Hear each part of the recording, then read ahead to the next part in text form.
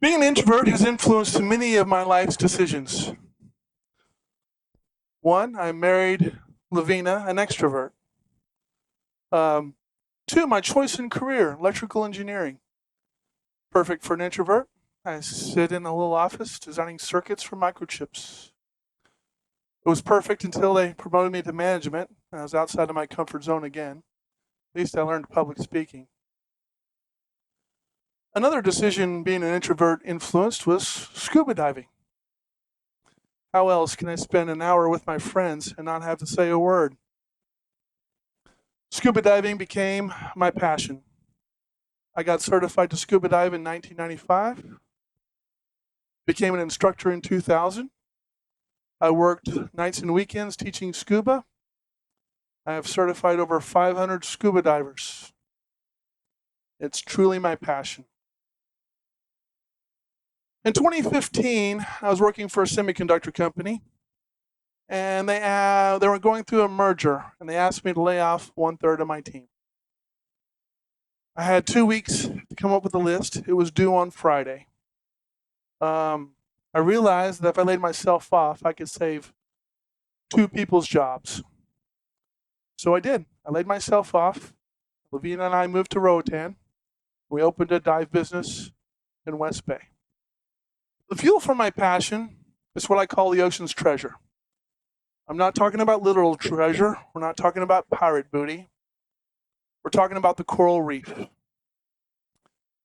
The Mesoamerican Barrier Reef spans 625 miles. It starts in Cozumel, Mexico, travels through Belize, and ends right here in the Bay Islands. The Mesoamerican Barrier Reef is the second largest in the world, second only to the Great Barrier Reef. 1/10 of 1% of the ocean's floor is covered by coral reef. Yet 25% of all marine species live in the coral reef. It has the highest biodiversity of any ecosystem in the world.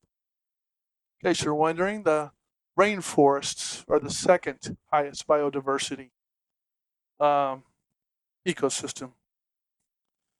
The coral reef provides homes and protection for marine animals. Here in Roatan, there are over 500 fish species. We have 65 coral species, 51 species of sponge. You can see the turtle munching on them right there.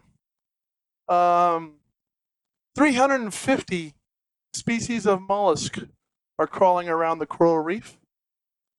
Add to that shrimp, crabs, lobster, turtles, octopus. The number grows. Almost 1,000 marine species live in our coral reef right here in Roatan. It's an extraordinary number. The coral reef exists in a delicate balance.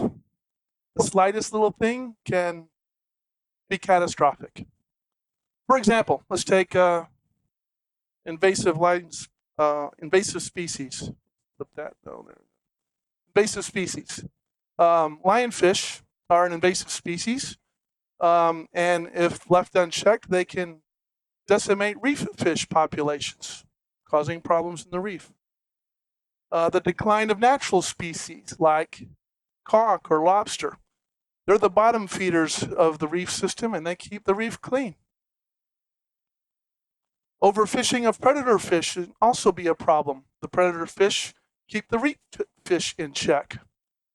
Tang, keep the algae in check. Parrotfish are my favorite. Parrotfish eat algae off a rock with their sharp teeth.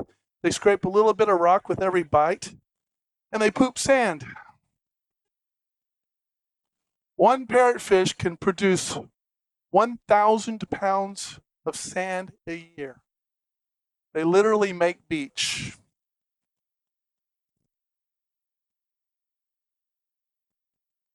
Disease also affects the coral reef.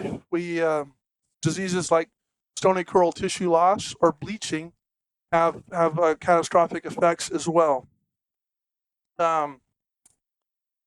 In addition to providing homes for animals, the coral reef provides protection for our shores. I'll be honest, we would not have the beautiful beaches on Roatan if we didn't have our barrier reef protecting the shoreline. It would all be pretty much rocky like the iron shore. Hard corals, soft corals, and sponges are filter feeders. They make our water crystal clear. These are the reasons I think coral reef is the ocean's treasure, but other people call it treasure for a different reason. Tourism produces $800 million a year in revenue for Honduras. Maybe the coral reef is literal treasure. We all have a responsibility to understand this balance and protect our coral reef. Two organizations here in Roatan in the Bay Islands do just that. One is the Roatan Marine Park. The other is the Bay Islands Conservation Association. Both organizations are nonprofits funded by donations. They have a number of programs in place to help protect the reef. One program is instructing and licensing the killing and hunting of lionfish. Hunting lionfish is good for the reef, plus they're delicious. My very first interaction with the Roatan Marine Park, I got my license to kill lionfish, that is. The Roatan Marine Park works with the Honduras Navy to patrol our islands to prevent poaching and illegal fishing. Poaching both conch and lobster is common here on the island, but both are necessary for a healthy reef. So that's one of the things they do. The other, there is a large coral restoration program here on the island. Both RMP and Bay Islands Conservation Association work on. We have two, or actually more than that now, but we have several critically endangered corals that live here in Roatan. And there's a complex program in place to help restore those corals to keep them from becoming not critically endangered but extinct. In addition to that, the organizations guard sea turtle nests. Sea turtles come on the sand and lay their eggs. They'll actually post guards to make sure nothing happens to those eggs until they hatch and make their way down to the sea. Another important program is conservation education. The Roatan Marine Park and the Bay Island Conservation Association have education programs teaching islanders the importance of our coral reef and why it's necessary. Guys, remember 2020? In 2020, when the rest of the world was suffering from COVID, we got struck here with an additional disease, stony coral tissue loss. Stony coral tissue loss is a bacterial infection that affects pillar coral and brain coral. The Roatan Marine Park responded by organizing volunteers that actually spread antibiotic ointment over the coral reef. They saved many coral heads. So I had an idea. I wanted to do something special to raise awareness for the coral reef and the organizations that help it out. My 60th birthday was coming up. I did not want a big party like I'm sure my extrovert wife was planning. So my idea was to spend my entire birthday underwater. I was going to raise awareness for the reef, the ocean's treasure, and the organizations that help it. We took 1 year in planning this event. It started out as just something to do, and it turned into a fundraiser and a social media event. The plan was to start in West End at midnight on my birthday. I would dive then and stay in West End until sunrise. At sunrise, I would swim 2.6 miles to West End, hopefully making it before sunset, and then stay in West End, not West Bay, I mean West Bay, during from sunset to midnight and surfacing at midnight 24 hours later. I was going to dive a side mount configuration, meaning I had tanks clipped to each side. That way I could exchange tanks underwater. We had 11 tank swaps planned, using a total of 16 tanks. I wore a 5 mil wetsuit, the 3 mil hooded vest to keep warm. My doctor, who was also a good friend, was on hand to monitor my health, and he came up with my nutrition formula. Let's see if I can advance this a little bit. There's your parrotfish making beach. Hunting lionfish. That's the coral farm that's restoring staghorn coral. That's a pillar coral that was rescued from the stony coral tissue loss by the volunteers. And that's me, all right. So my doctor friend came up with my nutrition plan. I was going to drink this sugary solution underwater out of a Camelback. That's me doing that right there. I also drank protein shakes out of those little cardboard boxes. I could actually drink one of those underwater as well. I had many friends and customers join me for an hour dive at every stop.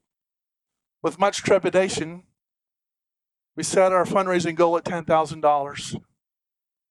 The fundraising was slow at first. I was worried. Then we started to put on some pressure. We used one of those little online thermometers to track our progress. And we encouraged people to donate with a plethora of social media posts, texts, and even phone calls. A few days before the event, we reached our goal, $10,000. My ultra optimistic wife was not happy, so she quickly reset the goal to $20,000. When it was all said and done, we made $21,500. All the donations went directly to the Roatan Marine Park. This is the tough part. I didn't make it 24 hours. At 1 p.m., I started experiencing leg cramps. Shortly after, I had muscle spasms. I tried quite a bit to try to alleviate the condition. Nothing worked. Finally, Lavina decided to end the dive. I'll be honest, I cried, as much as you can cry underwater. We did a 1-hour safety stop at 10 feet. Lavina was with me the whole time. We ended the dive at 3:23 p.m. I made it 15 hours and 23 minutes and traveled 1.5 miles. Although I was disappointed I didn't make it the 24 hours, I was very happy with the awareness and the fundraising that we were able to accomplish. I'm extremely thankful to all of our friends, customers, acquaintances, and even a few strangers who donated. It's our responsibility to be aware of and protect this ocean's treasure that we have. And it warms my heart to know how well everybody responded and the kindness and generosity that we have. It's a testament to the good of humankind.